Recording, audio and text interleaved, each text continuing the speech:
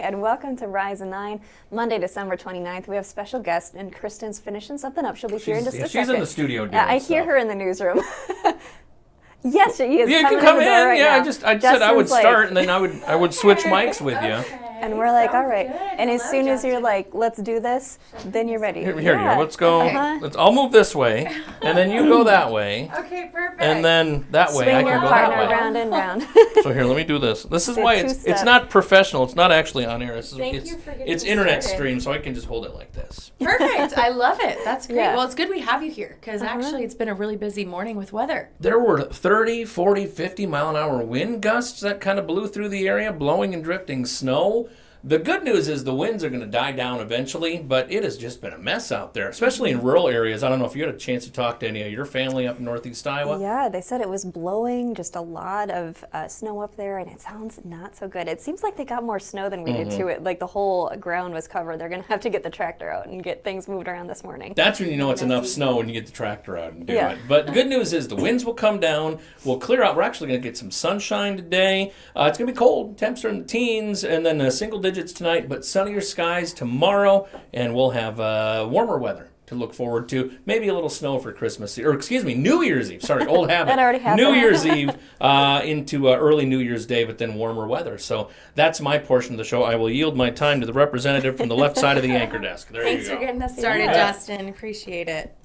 I'm just going to clip this on. Yeah, we still have some road impacts. Iowa Interstate 35 closed from Ames all the way up into Albert Lee, Minnesota, and even section of Highway 18 closed around there, around Mason City. So it's not good if you have to be out driving in the northern part of Iowa this morning. Yeah, also lots of flight impacts. I know Jocelyn was out at the Eastern Iowa Airport yesterday talking with people dealing with delays, and we had that live look this morning during the morning show with several delays, even some cancellations due to weather impacts this morning. Right. Hopefully, there we are in this time between Christmas and New Year's. Hopefully you can stay home from work and schools are all out, but lots of people like we still have to go into work too.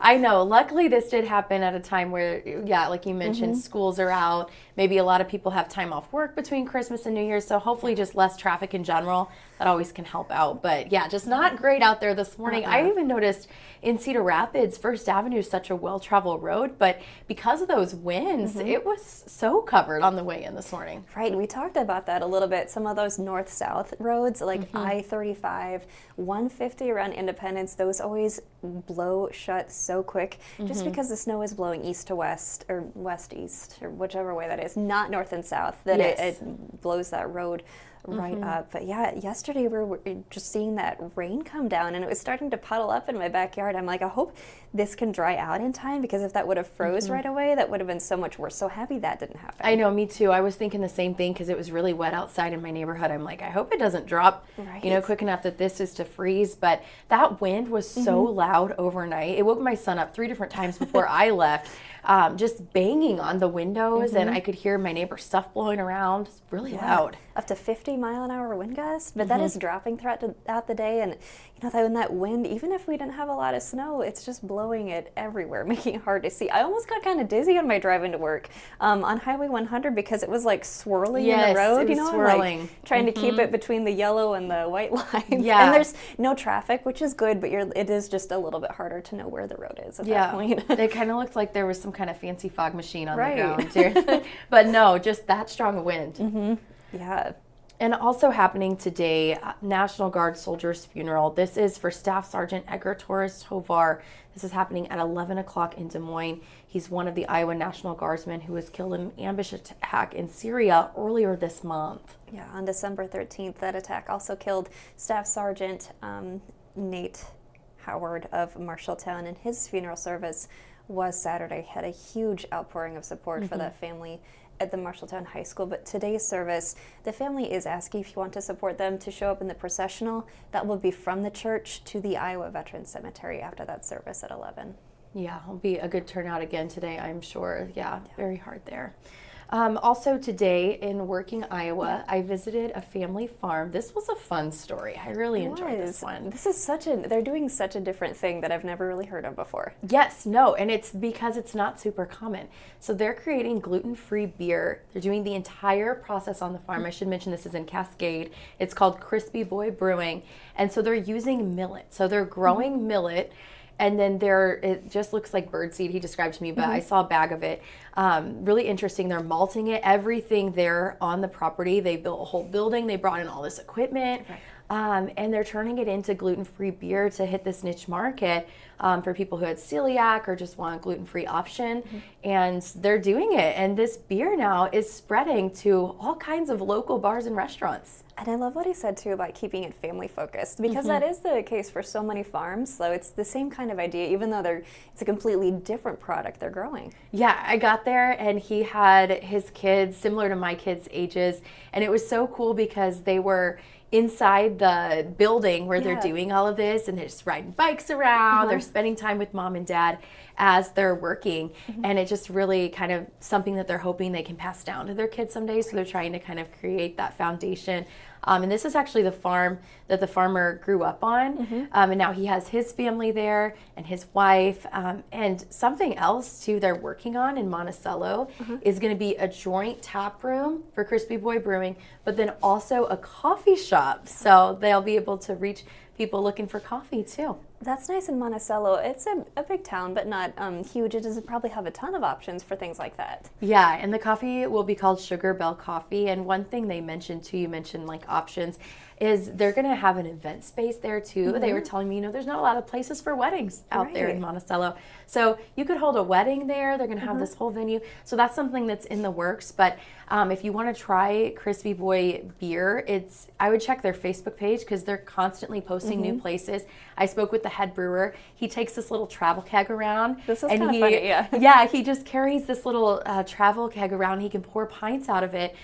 So he'll walk into local bars just to sell this, and market. And they said he's doing a great job because they're rapidly expanding to all these places. There's several in the Cedar Rapids area and different communities across eastern Iowa. But their goal is to eventually get this all across the state. That is very interesting, yeah. And then they're doing all that, everything horizontal right from their farm.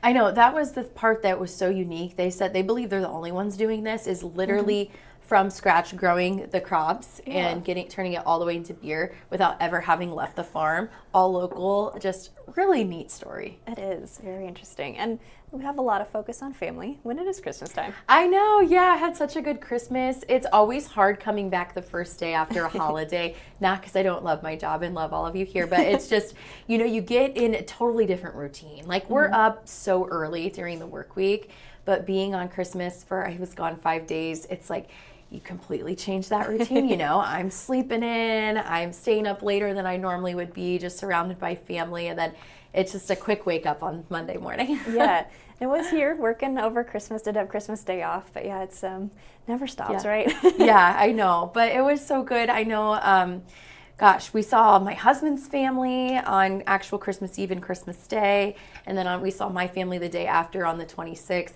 So my kids got to run around with all their cousins on both sides, and just lots of family time, lots of good food, ate tons of good food, actually.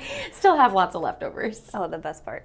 Yeah, so it was really nice. How was your Christmas? It was good. It was quieter than we intended. Had some illness at our house, but it was just cozy to be at home. Yeah, and honestly, and we had to work a lot too, so that works out. With the weather over the weekend too, not so bad. Like yesterday was the perfect day to do nothing. Exactly. Yeah, so, but yeah, here we are, we're back, and it'll be a good week this week, New Year's, but after today, it seems like the weather will calm down for the most part. Yeah, maybe a little clipper on New Year's Eve, but we're still a couple days out. We'll have to see what happens. Yeah, but it was a good weekend overall. I'm trying to think of what else we did besides this. Once we got through the Christmas, it was mostly, honestly, installing toys. Those it's a whole thing, getting them all out of packages and then putting them all together. I'm like trying to build, my son got these dinosaurs that you put together with screws. I'm trying to build all of these things. But it was just a really great Christmas. Once we had everything put together, pretty much just chilled all weekend and let them play with all their new stuff. Yeah, that's nice. And we still have some family Christmases coming up in January, so it doesn't seem like Christmas is over.